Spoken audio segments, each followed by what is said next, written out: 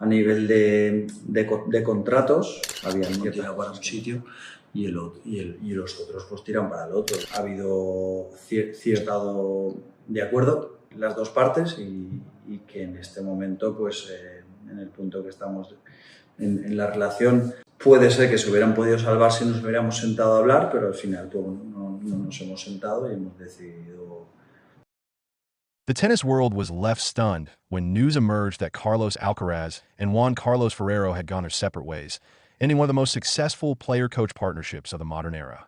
For years, the pair had been inseparable, shaping one of the brightest talents the sport has ever seen. Their journey together was not just about titles and trophies, but about growth, trust, and a shared vision that redefined what was possible for a young athlete rising through the ranks of professional tennis. Following the announcement of their split, attention quickly turned toward what might come next for both men. While Alcaraz continues his path at the top of the sport, questions naturally began to swirl around Ferrero's future. Would the former world number one return to coaching? Would he step away entirely? Or could another elite player emerge as his next project? Recent comments from Ferrero himself have now added intrigue to that conversation, particularly after he acknowledged that he would not rule out the possibility of working with Jannik Sinner in the future.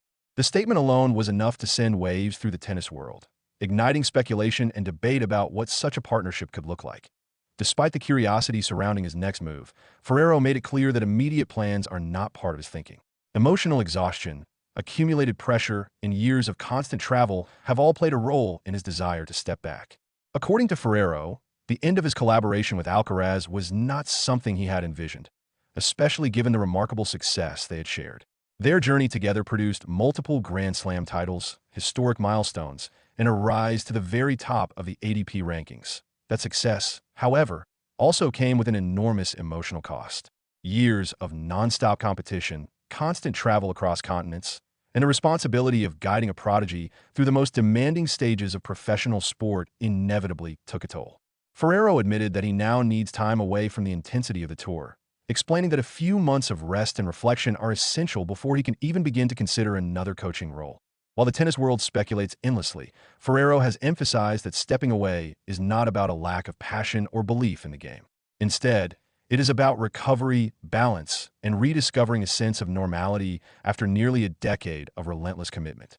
Living at home again, spending time away from airports and hotel rooms, and reconnecting with everyday life have become small but meaningful luxuries for him. Even so, the idea of a future partnership with Jannik Sinner has naturally captured attention. The Italian star, known for his calm demeanor, precision, and relentless work ethic, represents a fascinating contrast to Alcaraz's explosive athleticism and creativity. From a technical standpoint, the pairing makes sense. Ferrero's experience as both a Grand Slam champion and a mentor to one of the greatest young players in history positions him as an ideal guide for any elite athlete seeking the final step towards sustained dominance. Still, Ferrero has been careful not to rush into speculation. His focus remains on healing emotionally after the end of a deeply meaningful chapter. Coaching Alcaraz was never just a professional commitment. It was a personal bond formed over years of shared ambition, sacrifice, and trust. Walking away from that relationship, even when circumstances demand it, is not something that can be processed overnight. Looking back, Ferrero has spoken openly about how everything appeared to be moving in the right direction until the end of the season.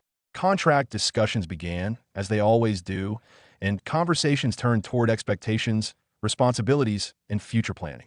Differences in vision gradually surfaced. Both sides approached the situation from their own perspectives, each prioritizing what they believed was best for their path forward. From Ferrero's point of view, certain conditions and expectations could not align with his personal needs or values.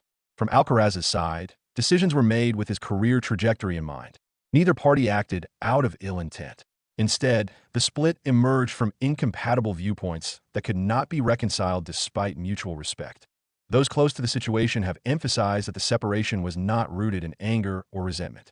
Rather, it was the natural result of two ambitious paths diverging.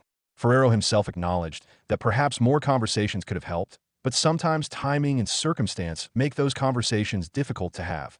Financial considerations were inevitably mentioned in public discussions, yet Ferrero was clear in dismissing money as the driving force behind the decision. Throughout his career, financial motivation has never defined his choices.